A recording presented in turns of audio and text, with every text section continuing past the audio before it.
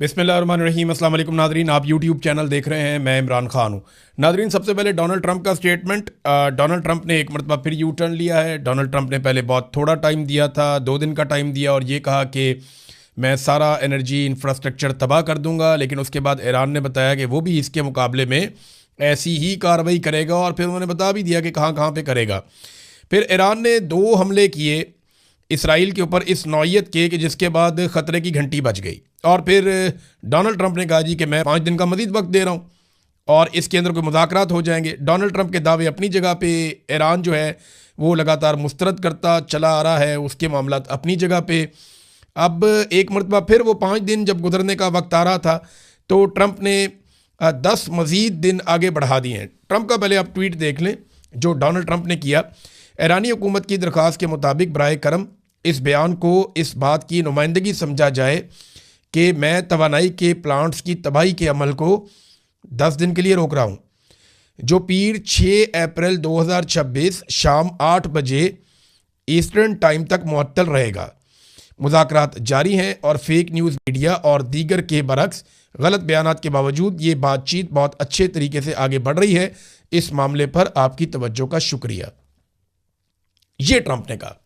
यानी एक मरतबा फिर ट्रंप ने 10 दिन दे दिए कि जनाब 10 दिन और हम मुज़ाकरात कर लेते हैं। अब ये ट्रंप ने 10 दिन और क्यों दिए, सवाल तो ये पैदा होता है, ट्रंप ने 10 दिन दिए हैं या 10 दिन लिए हैं? अगर तो इन्होंने एक बड़ा हमला करना है जिसके बारे में अमेरिका से खबरें आ रही हैं, उनके अपने सहाफ़ी और सोर्सेज दावा कर रहे हैं और इस किस्म की तैयारियां भी मिडल ईस्ट में देखने में आ रही हैं। ईरान भी कहता है कि यहाँ पे कोई फॉल्स फ्लैग ऑपरेशन करने की तैयारियां हो रही हैं, यानी पाकिस्तान में कोई कार्रवाई हो सकती है, ईरान और खलीज में कोई कार्रवाई हो सकती है। मस्जिद अक्सा के बारे में उन्होंने कहा जी वहाँ पे कुछ फॉल्स फ्लैग ऑपरेशन हो सकता है और हरमैन शरीफैन के इलाकों में जो है वहाँ पे कोई कार्रवाई करके तो ईरान के खाते में डाल के सबको इकट्ठा करके हमला किया जा सकता है। ये ईरानी सोर्सेज कह रहे हैं कि इस तरह हमारे खिलाफ किया जा सकता है। तो अगर तो कोई बड़ा ऑपरेशन करना है तो उसके लिए इसका मतलब है कि मज़ीद टाइम दरकार है, तो ये टाइम गेन किया गया। और दूसरा ये भी मुमकिन है कि जो सालसी करवाने की कोशिश कर रहे हैं ममालिक, वो अमेरिका को कायल करने की कोशिश कर रहे हों कि थोड़ा टाइम और आप निकालें, हम ईरान को मनाने की कोशिश कर रहे हैं, क्योंकि अभी तक तो ईरान माना नहीं है। ईरानी क़यादत ये समझती है कि ये मुज़ाकरात सिर्फ इंटेलिजेंस गैदरिंग का ज़रिया है, यानी इन मुज़ाकरात के ज़रिए से जो ईरानी लीडर्स हैं जो बाकी बच गए हैं उनकी लोकेशंस पता करवाई जाएंगी और फिर उनके ऊपर ताबड़तोड़ हमले किए जाएंगे। जैसा कि कुछ अर्सा पहले अली लारिजानी के ऊपर अटैक किया गया था, जैसा कि आयतुल्लाह अली खामनेई के ऊपर अटैक किया गया था। वो एक वीडियो मैंने देखी है, उसमें तो दर्जनों बम एक साथ बरसते हैं। आयतुल्लाह अली खामनेई की आखिरी तस्वीर भी मुबैना तौर पे अब पब्लिक हुई है। ये एक CCTV कैमरा के अंदर से निकली हुई तस्वीर है, क्योंकि ये ऑनलाइन डाटा कहीं और जा भी रहा होगा, तो वहाँ से एक तस्वीर जारी की गई है। और ये दावा पहले आयतुल्लाह अली खामनेई के बेटे ने कहा था कि मेरे वालिद को जब शहीद किया गया तो उस वक्त वो कुरान पाक की तिलावत कर रहे थे। तो इस तस्वीर में देखा जा सकता है कि आयतुल्लाह अली खामनेई शहीद वो एक कुर्सी पे बैठे हैं, कुरान पाक की तिलावत कर रहे हैं और CCTV कैमरा मुबैना तौर पे ये तस्वीर उनकी है, मीडिया ये चला रहा है और ईरान के मीडिया ने ये बाकायदा तस्वीर जारी की है। तो अब ईरान को ये लगता है कि बाकी की आदत को भी ऐसे ही निशाना बनाएंगे और मार देंगे। अब इससे बचने के लिए ईरान संजीदा नहीं ले रहा इन मामलात को, बल्कि ईरान संजीदा इस मामले को ले रहा है कि आपने हुर्मुज़ को खुलवाने के लिए और ज़मीनी हमला करने के लिए अमेरिकन तैयारी कर रहे हैं। उस तैयारी के ख़तरे के पेश नज़र ईरान ने अब तक 10 लाख से ज़ायद रज़ाकारों को भर्ती कर दिया।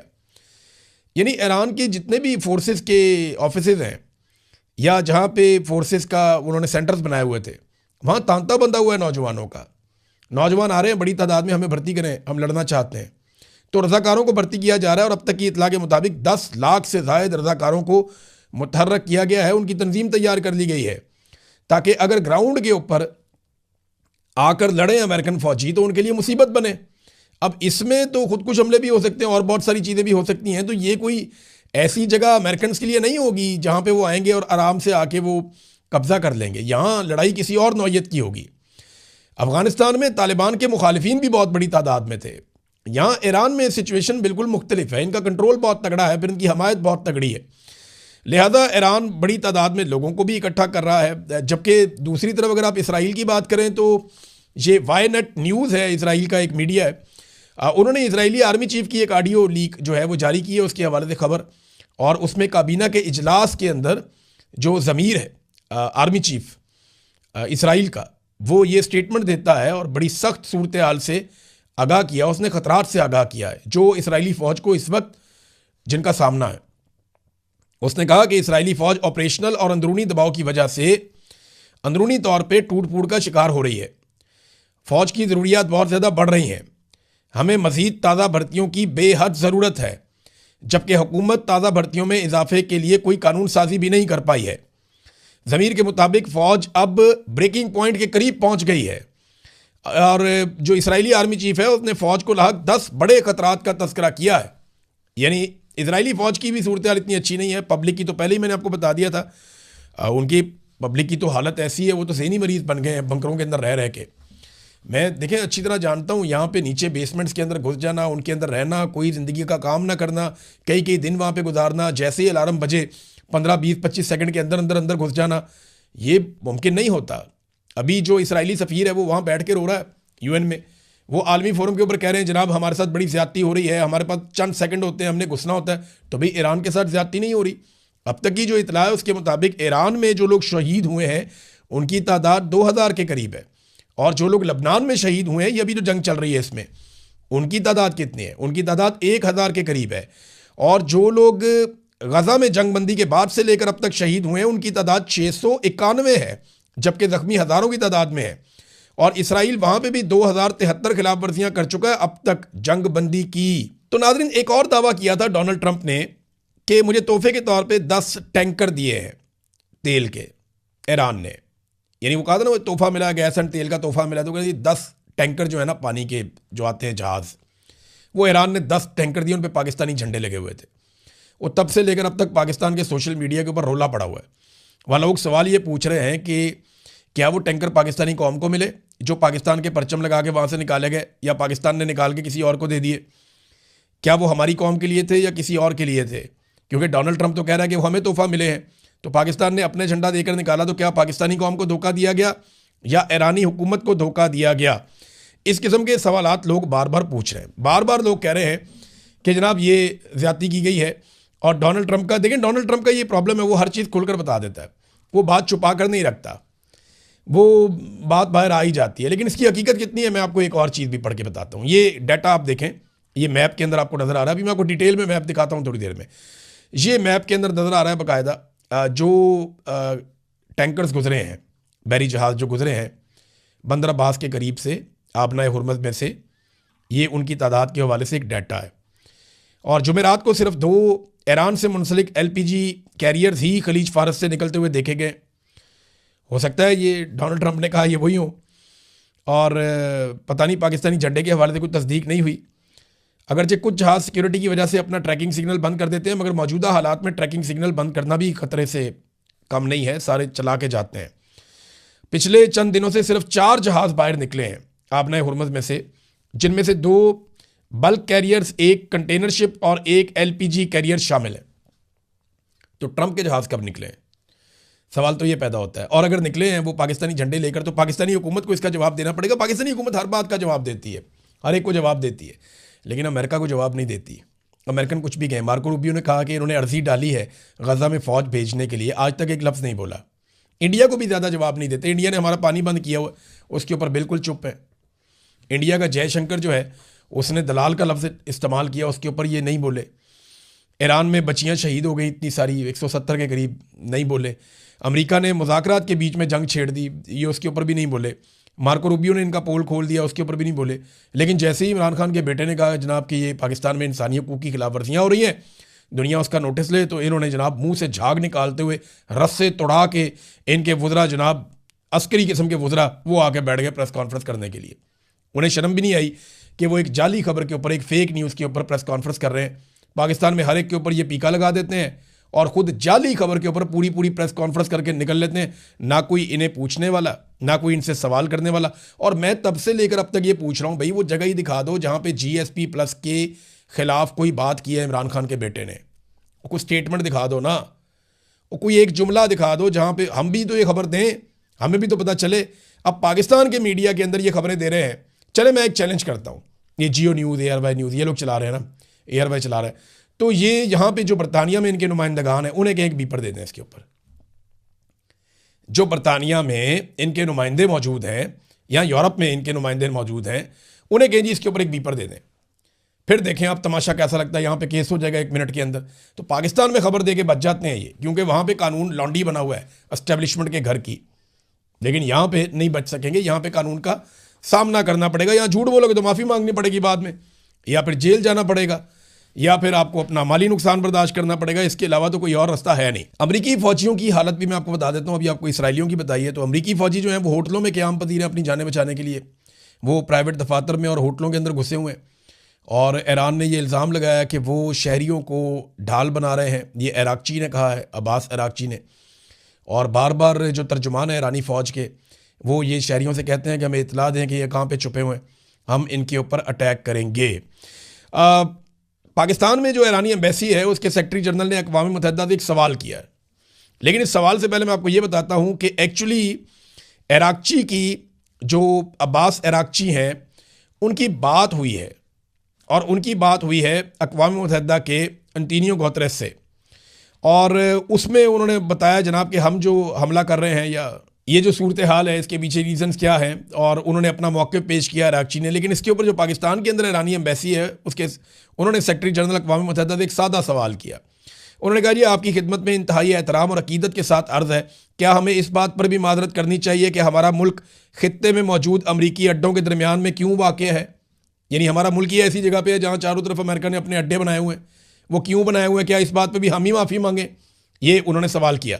नाज़रीन, मैं आपको लेकर जाता हूँ नक्शे की तरफ, क्योंकि वहाँ सिचुएशन कोई इतनी सिंपल नहीं है। आज आपको नक्शे की मदद से समझाते हैं जो मिडल ईस्ट का नक्शा है कि यहाँ एक्चुअली फड्डा है क्या। जी नाज़रीन, अब आ जाए ज़रा यहाँ पे नक्शे के ऊपर। यहाँ पे हमें ज़रा समझने में आसानी हो जाएगी, मुझे भी थोड़ा सा समझाने में आसानी हो जाएगी। सबसे पहले तो नक्शा ठीक करते हैं ना। यहाँ ये एक नक्शे में गलती है, उसको ज़रा ठीक कर लेते हैं, क्योंकि इस नक्शे में कश्मीर को भारत का हिस्सा दिखाया गया। नॉर्मली ऐसे ही होता है, वो सारी दुनिया के अंदर जो है वो मैप इसी तरह के बनते हैं, क्योंकि इंडिया का इन्फ्लुएंस बहुत अच्छा है। वैसे भी उनके कब्जे में है, हमने छुड़वाया नहीं अभी तक। पाकिस्तानियों ने, फौज ने दावे तो बड़े किए लेकिन अभी तक नहीं छुड़वाया। अब जरा आप इस नक्शे को गौर से देखें, लड़ाई हो क्यों रही है, फसाद की जड़ एक्चुअली क्या है, और किस इलाके में ये लड़ाई हो रही है, रीजन क्या है। ये है जी पर्शियन गल्फ। यहां पे है सारा खजाना, सारी दुनिया का खजाना, गैस, तेल, बड़े बड़े ज़खायर यहाँ पे। छोटे छोटे मुल्क हैं और बहुत अमीर हो गए, बहुत पैसा उन्होंने कमा लिया है। ये सऊदी अरब आपको येलो कलर का नजर आ रहा है, ये बहुत बड़ा मुल्क है, बाकी सारे मुल्क इसके इर्द गिर्द है। ये ऊपर आपको ईरान नजर आ रहा है। ये 2 बड़े मुल्क यहाँ पे मौजूद हैं, पाकिस्तान के साथ ईरान है, आगे इराक है, ये सऊदी अरब है, यहाँ पे ये उर्दन है, ये पीछे ये वाला एरिया जो है ये है इसराइल, जहाँ पे सारी इसकी वजह से लड़ाई हो रही है। अमेरिका दुनिया के दूसरे कोने से आता है, आके यहाँ पे लड़ाई करता है। रीजन क्या है? ये जो एरिया ना सारा, ये यहाँ पे खजाना पड़ा हुआ है बेशुमार। सारे मुल्कों के पास बहुत सारे ऑयल और गैस के ज़खायर है, वो यहाँ पे। और यहां से दुनिया का 20% से ज्यादा ऑयल एंड गैस निकलता है, और निकल के पूरी दुनिया का काम चलाता है, और बड़े बड़े ज़खायर हैं, माने हुए दुनिया के ज़खायर हैं। तो पहले यहां पे अमेरिका ने अटैक किया था इराक पे, क्योंकि यहां पे बहुत सारे तेल के ज़खायर थे। फिर जनाब ये नीचे एक कुवैत है, कुवैत के साथ इराक की एक लड़ाई चलती रही बड़ा अरसा। ये कुवैत है जी, ये आपको नजर आ रहा होगा, ये कुवैत है। फिर इधर ये छोटा सा एरिया है, ये बहरीन है, और ये उससे थोड़ा सा बड़ा मुल्क है, ये कतर है, और ये उससे थोड़ा सा बड़ा मुल्क है, ये यूएई है जिसको आप दुबई कहते हैं। ये वो ममालिक हैं, और ये एक सऊदी अरब है, बड़ा मुल्क, और ऊपर एक मुल्क ये है उर्दन। तो अगर आप इन मुल्कों को गिने तो एक UAE, Qatar, Bahrain, Kuwait, Saudi Arab और उर्दन, ये ममालिक हैं जिनके ऊपर बमबारी का शिकवा किया जा रहा है कि ईरान ने इनके ऊपर बमबारी की है। अब सिचुएशन जहां पे फंसी हुई है वो तो आपको पता है। इस गल्फ में से, इस जगह से सारा का सारा तेल निकलता है, गैस निकलती है, और पूरी दुनिया को जाती है। यानी पाकिस्तान को जो गैस और तेल जाता है वो यहां पे आ जाता है। ये मैं जरा इसको बिठा दूं 1 मिनट के लिए आपके लिए, ताकि ज्यादा आसानी हो जाए बाकी समझने में। ये जगह है जी, ये एरिया, यहां से जहाज चलते हैं, इधर आते हैं, इधर से ये है जी आबनाए हुर्मज, जहां से ये क्रॉस करते हैं, और फिर ये मेन पानी में अरेबियन सी में दाखिल हो जाते हैं। यहां से चाहे पाकिस्तान चले जाएं, चाहे इंडिया चले जाएं, चाहे नीचे जापान चले जाएं, मालदीव चले जाएं, दुनिया के बाकी मुल्क इधर भी हैं, आगे जाके ऑस्ट्रेलिया भी आ जाता है। इधर चाहे ओमान और यमन के पास से ये आगे अफ्रीका है, और ये वो एक एरिया है जिसे कहते हैं, ये जो ब्लैक लकीर आपको अब नजर आ रही है, ये है बाबे मंदब। ये ऊपर आबनाए हुर्मुज़ जिसको ईरान ने बंद किया हुआ है, जिसको अमेरिका हर हाल में खुलवाना चाहता है, और ये है बाबे मंदब जिसके एक तरफ यमन है और दूसरी तरफ जिबूती है। ये भी बहुत इंपॉर्टेंट है, यहां पे भी यूएई चाह रहा था उनका कंट्रोल रहे और उसके कंट्रोल के लिए उन्होंने काफी कोशिश भी की।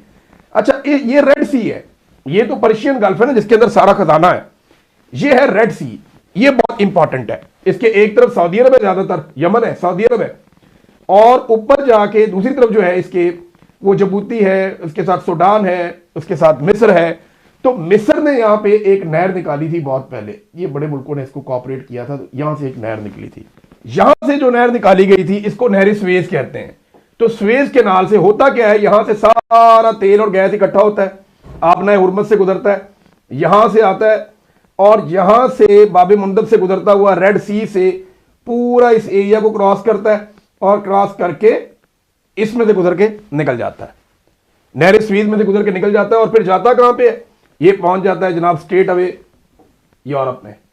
ये सारी यूरोपीय कंट्रीज हैं, ये जनाब तुर्की से शुरू हो जाता है, तुर्की है, सोफिया है, रोमानिया है, आगे ये इटली है, फ्रांस है, उधर स्पेन आ जाता है, ये स्पेन है, और ये ऊपर बाकी सारे मुल्क भी साथ साथ साथ साथ ये जर्मनी ऊपर आ जाता है, सारे ममालिक यहाँ पे हैं। तो इनको जो ऑयल एंड गैस मिलता है वो भी यहाँ से आता है। अब इनकी भी महंगाई बढ़ रही है, तो इसको खुलवाने की अमेरिका पूरी कोशिश कर रहा है, सर तोड़ कोशिश कर रहा है कि ये आबनाए हुर्मुज़ खुल जाए, क्योंकि ये सारा यहां ब्लॉक हो गया है, बेशुमार बहरी जहाज यहां पे खड़े हैं। तो इसको खुलवाने के लिए यहां पे ताकत इकट्ठी करनी पड़ेगी इस जगह पे। इस जगह को बाबे मंदब को खुलवाने के लिए जो ताकत इकट्ठी करनी पड़ेगी वो यूएई के इस कॉर्नर पे इकट्ठी करनी पड़ेगी, ये इस एरिया में रियासुल खैमा में। यहां पे ताकत इकट्ठी करेंगे तो ईरान के साथ अमेरिकन लड़ पाएंगे। अब बहुत बड़ी तादाद में फौजी आ रहे हैं, अगर करना है तो ऐसे करना है। ये एरिया जो है यहां पे बिल्कुल छोटा सा, जहां मैंने ये डॉट लगाया है, इस जगह को आप याद रखिएगा, बिल्कुल थोड़ा सा चंद किलोमीटर के फासले के ऊपर ही ईरान के करीब यहां पे खारक नाम का जजीरा है, जहां से ईरान अपना सारा का सारा तेल एक्सपोर्ट करता है। अमेरिका के दो चीजों पे फोकस है, एक वो ये कहता है कि वो इस जजीरे पे कब्जा करेंगे, नंबर एक। दूसरा वो ये कहता है कि वो इस बाबे मंदब को खुलवाएंगे जबरदस्ती, ईरान खुद ही खोल दे वरना जजीरे पे कब्जा भी करेंगे, इसको भी खुलवाएंगे। ईरान ने वार्निंग जारी की है कि अगर इस जजीरे पे कब्जा किया गया तो वो फौरी तौर पे दो जगहों पे बड़ा भरपूर अटैक करेंगे, और अगर ये जबरदस्ती लड़ाई की गई तो। एक वो ये कहते हैं जो साहिली इलाका है, उनके जर्नलिस्ट ये क्लेम कर रहे हैं, बहुत सारे और लोग भी, ये जो यूएई का साहिली इलाका है इसके ऊपर वो कहते हैं जी कब्जा कर लेंगे। और दूसरा वो ये दावा करते हैं कि अगर इसके ऊपर अटैक किया गया तो यहां पे जितने भी ऑयल एंड गैस के जखायर हैं उन सब के ऊपर भी अटैक किया जाएगा। मैं उम्मीद करता हूं थोड़ा नक्शे के जरिए से हमें आसानी से समझ आ रही होगी। मैं भी नया हूं इसमें, आहिस्ता आहिस्ता मैं बेहतर हो जाऊंगा और ज्यादा बेहतर अंदाज में हम इसको समझ पाएंगे। जी नाज़रीन, मैं उम्मीद करता हूं कि आहिस्ता आहिस्ता हम इसको ज्यादा बेहतर कर लेंगे, हम सीख लेंगे और ज्यादा बेहतर अंदाज में समझ पाएंगे। ये मेरे लिए नया गैजेट है। तो बोर्ड ऑफ पीस नाज़रीन, आखिर में जाते जाते बोर्ड ऑफ पीस की जानिब से हमास को एक मुसव्वदा पेश किया गया है जिसमें 5 मराहिल में गजा को असलहे से बिल्कुल खाली कर दिया जाएगा और ये 8 महीने के अंदर पूरी कार्रवाई डाली जाएगी और इसराइल और उनके शहरियों के पास असला मौजूद रहेगा, लेकिन फ़लस्तीनियों के पास किसी किस्म का कोई असला छोटा बड़ा मौजूद नहीं होगा। अब हमास ने इस मनसूबे को तबाहकुन करार दिया है। उन्होंने कहा जी हम तो इसकी मुखालफत करेंगे। फ़लस्तीनी एक मकबूजा कौम है जो मज़ामत का जायज़ हक रखते हैं। अब बोर्ड ऑफ पीस में पाकिस्तान भी है, इसराइल भी है। तो सवाल ये पैदा होता है कि क्या पाकिस्तान इसराइल से पूछेगा या अमेरिका से पूछेगा कि जनाब ये किस किस्म के मुतालबात हैं? आपने तो कहा था कि चीज़ें मिल बैठ के तय होंगी, तो ये तो आपने मुसल्लत कर दिया सारा कुछ। और एक और अजीबोगरीब खबर चल रही है इंटरनेशनल मीडिया में, पाकिस्तान उसकी भी तरदीद नहीं कर रहा। खबर ये चल रही है इसराइल टुक ईरान एराक्ची एंड कालीबाफ, ये जो स्पीकर है कालीबाफ और एराक्ची जो वज़ीर ख़ारजा हैं, ईरान ने उनके नाम निकाल दिए हिट लिस्ट में से पाकिस्तान की रिक्वेस्ट के ऊपर, और ये पाकिस्तानी सोर्सेज कह रहे हैं और आलमी मीडिया में छप रहा है। आप अंदाजा करें, पाकिस्तान इसराइल को तस्लीम ही नहीं करता, तो पाकिस्तान इसराइल से कोई मुआहदा कैसे कर सकता है, कोई बात कैसे कर सकता है, कोई रिक्वेस्ट कैसे कर सकता है? भैया आप जिसको मानते ही नहीं है आप उससे रिक्वेस्ट कैसे कर सकते हैं?